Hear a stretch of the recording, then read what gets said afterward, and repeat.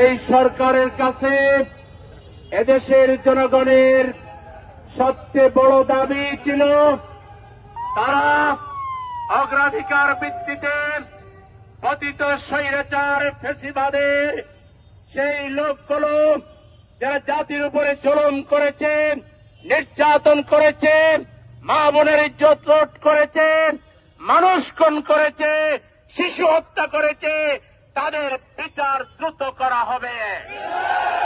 কিন্তু আমরা দেখতে পাচ্ছি বিচারের দীর্ঘসূত্রিতার কারণে ফ্যাসিবাদের ওই দোসররা বাংলাদেশে আবার তারা কর্মসূচি দেওয়ার সাহস করছে। আমরা সরকারকে বলব, আপনাদের কার্যক্রমে আরো গতি এনে অনতিবিলম্বে ওই ফ্যাসিবাদকে দমন করার জন্য শেখ হাসিনা সহ তার দোসরদেরকে বিচারের মুখোমুখি করুন, তাদের ফাঁসির ব্যবস্থা করুন। তাদের দোসররা আবু সাইদ মুক্তির মঞ্চ ভেঙে দিয়েছে, তারা শহীদদের নামের তালিকা ছেড়ে ফেলেছে। এত বড় দুঃসাহস করেছে আমাদের দুর্বলতার সুযোগে।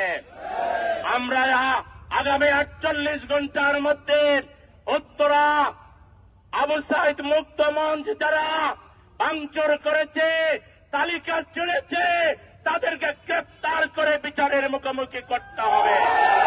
তাহলে বৃহত্তর কর্মসূচি দিয়ে আমরা ওই দালালদেরকে রুখে দাঁড়াবো। সংগ্রামী ভাইয়েরা, আমার দুঃখ লাগে, আমরা যারা ফ্যাসিবাদের বিরুদ্ধে সবচেয়ে বেশি জুলুমের শিকার, নির্যাতনের শিকার, সেই জামাতে ইসলামীর বিরুদ্ধে অনেকের নাম ধরে কথা বলছে। আমাদেরও বহু কিছু জানা আছে। আমাদের মুখ করলে আমরাও আপনাদেরকে বোঝাইয়া দেব আপনাদের দুর্বলতাগুলো কোথায়। জামাতে ইসলামীকে হিট করে কথা বলবেন না।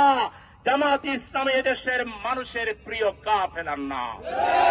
জামাতে ইসলামী স্বৈরাচারের বিরুদ্ধে, আধিপত্যবাদের বিরুদ্ধে, জামাতে ইসলামী ফ্যাসিবাদের বিরুদ্ধে আপোষহীন কাফেলার নাম। যারা জামাতে ইসলামীর সাথে বিরুদ্ধে কথা বলবেন, ধরে নিতে হবে ফ্যাসিবাদের পাল্লায় আপনারা পড়েছেন। আপনাদের পরিণতি ফ্যাসিবাদের পরিণতির মতোই হবে। সুতরাং আসুন, পারস্পরিক কাদা চোরাচুরি না করে ফ্যাসিবাদের বিরুদ্ধে, স্বৈরাচারের বিরুদ্ধে আমাদের ঐক্যকে আরো সুদৃঢ় করি। ঐক্যবদ্ধভাবে একটা ইনক্লুসিভ বাংলাদেশ আমরা প্রতিষ্ঠা করি।